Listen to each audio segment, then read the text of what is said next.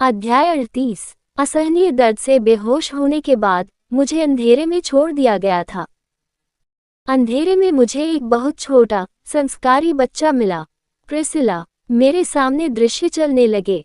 यहाँ तक कि बाहरी इलाकों में भी छोटे बच्चों को काम करना पड़ता था। उन्हें भीख मांगनी पड़ती थी या फूल बेचने पड़ते थे। तुम बेकार हो, तुम इतना भी ठीक से नहीं कर सकते, एक अन्य बच्चे ने प्रिसिला को डांटा। मुझे माफ करें, वो रोई। मैं कल बेहतर करूंगा। मैं उसकी बातों पर रो पड़ा। मैं उसे रुकने के लिए कहना चाहता था, लेकिन जो कुछ भी मेरे सामने आया, मैं उसके बारे में कुछ नहीं कर सका।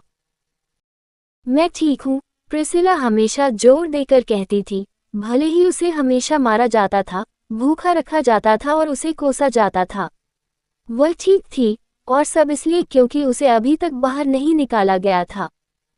प्रिसिला को उसके जन्म के समय छोड़ दिया गया था, इसलिए उसकी दत्तक माँ ने उसे अपने पास रख लिया। वह अपनी दत्तक माँ से बिल्कुल सगी माँ की तरह प्यार करती थी। यहाँ तक कि जब वह बीमार हो गई और उसने दवा के पैसे के बदले प्रिसिला को बेच दिया और पूछा, क्या आप मेरे लिए ये कर सकते हैं? प्रिसिला को इससे कोई आपत्ति नहीं थी। वह ठीक थी। मेरा दिल दुख गया। तुम्हारा क्या मतलब है कि तुम ठीक हो? मैं पूछना चाहता था, लेकिन मैं अपना सिर नहीं उठा सका। इससे पहले कि उस पर अधीनता की मुहर लगाई जा सके, एक संत के रूप में उसे उपहार देकर स्वर्ग उस पर मुस्कुराया था। बाद में जब वेटिकन के लोग उसके लिए आए तो वह बहुत खुश हुई, क्योंकि उसने सोचा कि आखिरकार उसे एक ऐसी जगह मिल गई है जहां उसकी ज़रूरत थी और जहां वह काम आ सकती थी। वहां पहुंचने पर उसने कहा, मैं इस धरती पर हर किसी की मदद करना चाहती हूँ। जैसे ही मैंने प्रिसिला के आशापूर्ण, मुस्कुराते हुए चेहरे को देखा, मुझे नहीं पता था कि मुझे कैसा महसूस होगा, ये जानकर कि भविष्य में उसके लिए क्या होने वाला है। उसके परिवार को उसके लिए इस तरह चुना गया जैसे कि यह उसकी नियति हो। प्रिसिला एक नया परिवार पाकर इतनी खुश थी कि उसने उनके लिए वह सब कुछ किया जो वह कर सकती थी। दीदी, ये कपड़े तो ठीक हैं ना? प्रिसिला ने एक बार पूछा। वह बाकी लोगों के साथ जाने के लिए तैयार हो गई थी, लेकिन उसकी बहन ने अपना सिर हिला दिया। मुझे खेद है, लेकिन आप हमारे साथ नहीं आ सकते, उसने कहा। हमारे चले जाने तक घर का ख्याल रखना। उन्होंने एक साथ खाना खाया, एक साथ सोए और एक जैसे कपड़े पहने, लेकिन प्रिसिला एक बाहरी व्यक्ति बनी रही।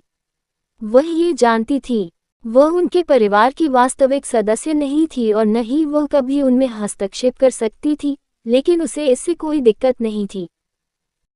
उसने सोचा कि यदि वह एक बेहतर संत बन सकी, तो अंततः वे उसे पूरी तरह से स्वीकार कर लेंगे। समय अभी पका नहीं था। यही सब कुछ था। उसका मानना था कि अगर वह कुछ देर और उनके साथ रहेगी तो चीजें बदल जाएंगी। मैं अक्सर सोचता था कि वह बेवकूफ बन रही है। मुझे आश्चर्य हुआ कि वह इतने स्पष्ट झूठ पर क्यों रोई। हर बार वह अपने दर्द को नज़रअंदाज कर देती थी और दिखावा करती थी कि वह भी ठीक है। उन्होंने शायद ऐसा किसी कारण से किया होगा, वह खुद को समझाने की कोशिश करते हुए कहती थी। वे यह मेरे लिए कर रहे थे। उन्होंने ऐसा इसलिए किया क्योंकि वे मुझसे प्यार करते थे। इसीलिए आपका इस्तेमाल किया गया, कुछ ने उससे कहा। इसीलिए तो तुम्हें धोखा दिया गया। लोगों ने दावा किया कि इतना भोला होना उसकी सारी गलती थी।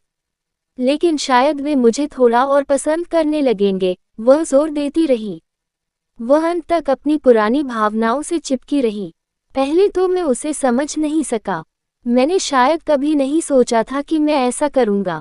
हालांकि उसके बनने के बाद मुझे यह मिलना शुरू हुआ। उसकी सच्चाई ऐसी नहीं थी जिसे कोई आसानी से किसी पन्ने पर लिखे शब्दों से समझ सके। वह इस्तेमाल किए जाने से खुश थी।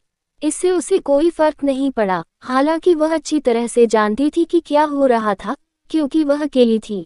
वह इतनी अकेली थी कि वह उन लोगों को भी नहीं छोड़ सकती थी जो उसे पसंद भी नहीं करते थे। वह इतनी अकेली थी कि उसने कभी भी उनका ध्यान आकर्षित करना बंद नहीं किया। वह इतनी अकेली थी कि इससे वे जो कुछ भी करते थे वह बिल्कुल ठीक हो जाता था। जब मैं उठा तो मेरी आंखों में आंसू थे। प्रिसिला की भावनाओं से अभिभूत होकर मैं रोना बंद नहीं कर सका। मैं उस सब की पूरी कल्पना नहीं कर सका जो उसने महसूस किया था, बस टटोलते हुए उसे समझ रहा था। किसी को उन लोगों से ध्यान आकर्षित करने के लिए कितना अकेला होना पड़ा जो उससे नफरत करते थे। मैंने हल्का सा सूंघा और अपने आंसू पोंछे। तभी एक कातिल आवाज ने मेरा ध्यान खींचा। ऐसा लगता है कि आप सभी मरना चाहते हैं, मिल्टियड्स ने कहा। उसके आसपास मैं कैलियन को उसे रोकने की पूरी कोशिश करते हुए भी सुन सकता था। क्या हो रहा था? कृपया शांत रहें, महामहिम। महामहिम के साथ कुछ भी गलत नहीं है। अगर वह इतनी स्वस्थ है, तो पिछले कुछ दिनों से कोमा में क्यों है? ऐसा लगता है कि आप अपनी जीभ कटवाना चाहते हैं। यह उसकी दिव्य शक्ति के कारण हो सकता है। कितना दयनीय बहाना है। क्या तुमने सोचा था कि मैं उस पर विश्वास करूंगा? मैंने असमंजस में अपनी आंखें झपकाईं और इधर उधर देखा। मिल्टियड्स के आसपास का माहौल खतरे से भरा था। पापा, मैंने उसे आवाज लगाई। वह तुरंत स्तब्ध हो गया। ऐसा लग रहा था कि वह अपनी तलवार निकाल लेगा, लेकिन अब ऐसा नहीं होगा। पुजारिन, लूसियाना, जो पास ही बैठी थी, मेरी ओर दौड़ी। उसकी मदद से मैं बिस्तर पर बैठने में कामयाब रहा और आखिरकार मैं मिल्टियड्स को बेहतर ढंग से देख सका। और उसके सामने घुटनों पर बैठे शाही चिकित्सकों की कतार। हम जाग गई है। लंबी दाढ़ी वाला एक डॉक्टर जोर जोर से रोने लगा। मिल्टियड्स अवाक होकर मुझे घूर रहा था।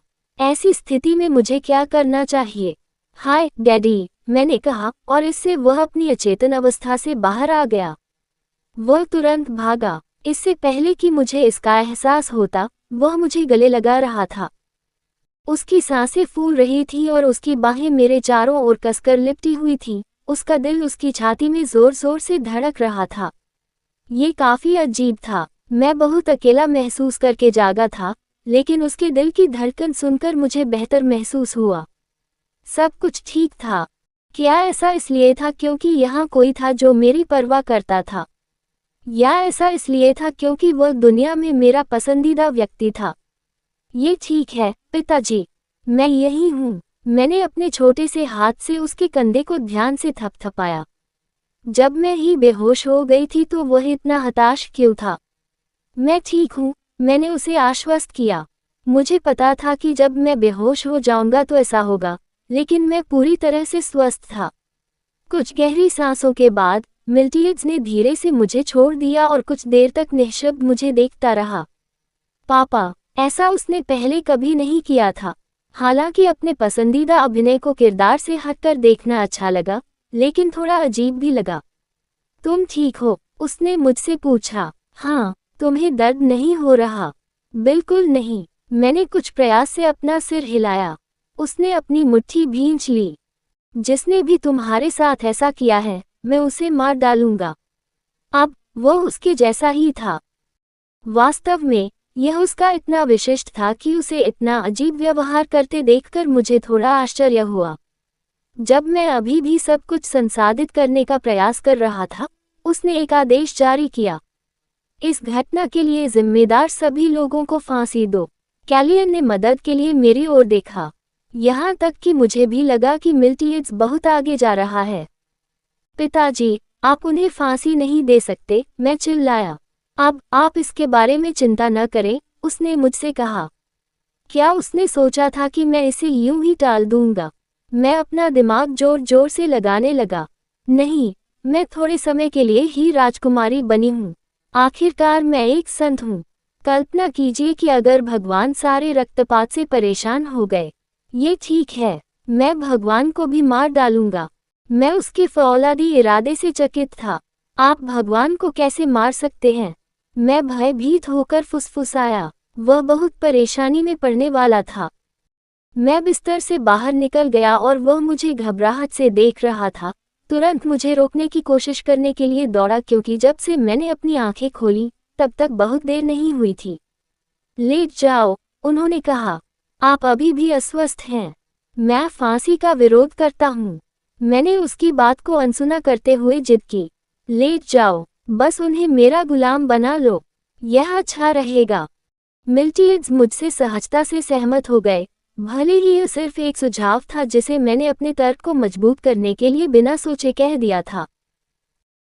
मैं इतना हैरान था कि मैंने आंखें चौड़ी करके उसकी ओर देखा, लेकिन जब उसने मुझे वापस बिस्तर पर लिटाया तो वह खुशी से मुस्कुराया।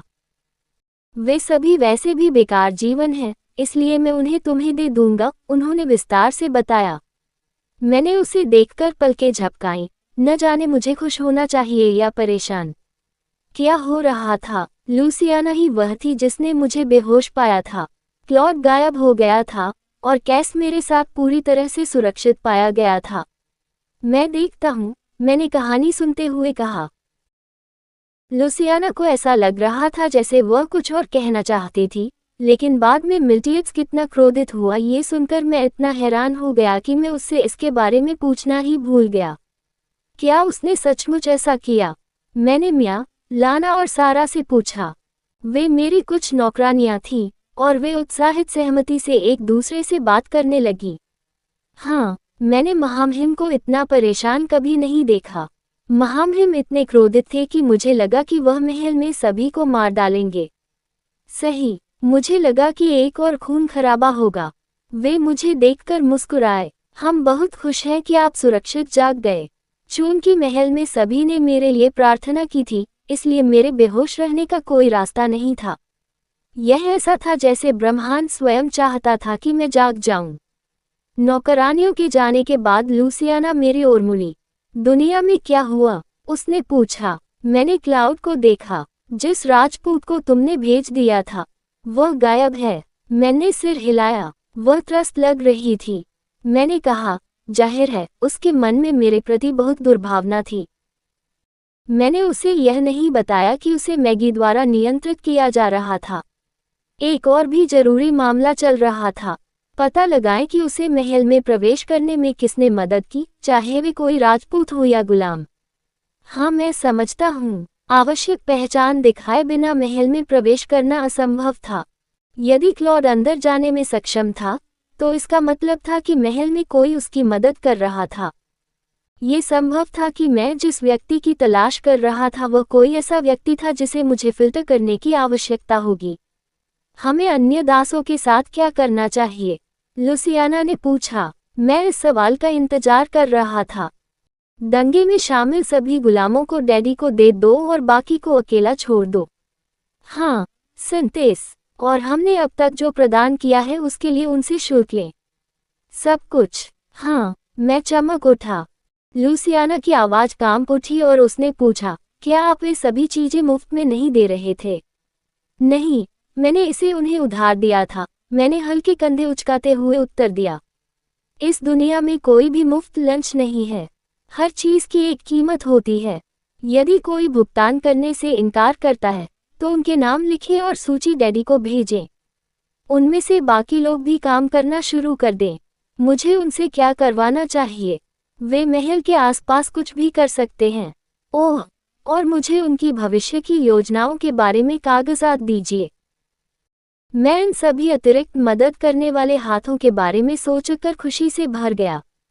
जब मैं आनंद ले रहा था, लूसियाना ने मुझे घूरकर देखा।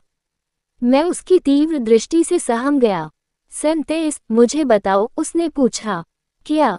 मुझे नहीं लगता कि आप उनसे अपना श्रेय चुकाने के लिए काम करवा रहे हैं, उसने विस्तार से कहा। तो आपने उन्हें वह करने क्यों दिया जो वे चाहते हैं? तुम सच में जानना चाहते हो? क्या तुम्हें पहले से पता था कि ऐसा कुछ होने वाला है? मैं उसकी गहरी अवलोकन क्षमता पर मुस्कुराया। ठीक है, मैंने नहीं सोचा था कि कैस का अपहरण किया जाएगा, मैंने कहा। हालांकि, मैंने भविष्यवाणी की थी कि कोई घटना होने वाली है। अगर मुझे पता होता कि सब कुछ कैसे घटित होगा, तो मैंने क्लॉड के लापता होने के बाद उसकी तलाश की होती।